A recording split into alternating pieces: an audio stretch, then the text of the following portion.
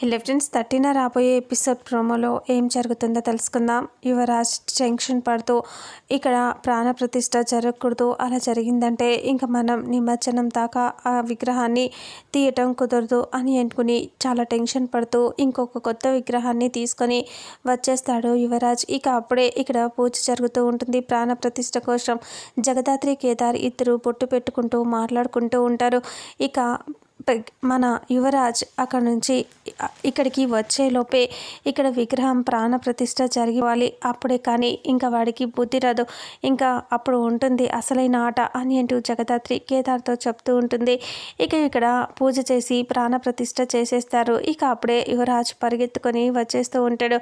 అలా దగ్గరికి వచ్చేసరికి పూజ కంప్లీట్ అయిపోయి ఇలా మొత్తం దేవుణ్ణి నిలబెట్టేసి అన్నీ చేసేస్తారు. ఇక అప్పుడే యువరాజ్ చాలా కోపంగా బాధపడుతూ సీరియస్గా ఉంటాడు. ప్రాణప్రతిష్ఠ అయిపోయింది, ఇక నిమజ్జనం దాకా తీయటం కుదరదు అని చాలా సీరియస్గా అలా చూస్తూ ఉంటాడు. ఇక అప్పుడే జగదాత్రి కేదార్ నవ్వుకుంటూ ఉంటారు.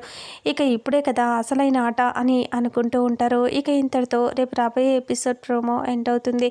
ఫుల్ ఎపిసోడ్లో అసలు ఏం జరుగుతుందో తెలుసుకుందాం. వీడియోని చూసిన ప్రతి ఒక్కరూ వీడియోని లైక్ చేయండి, అలాగే షేర్ చేయండి. Thank you so much.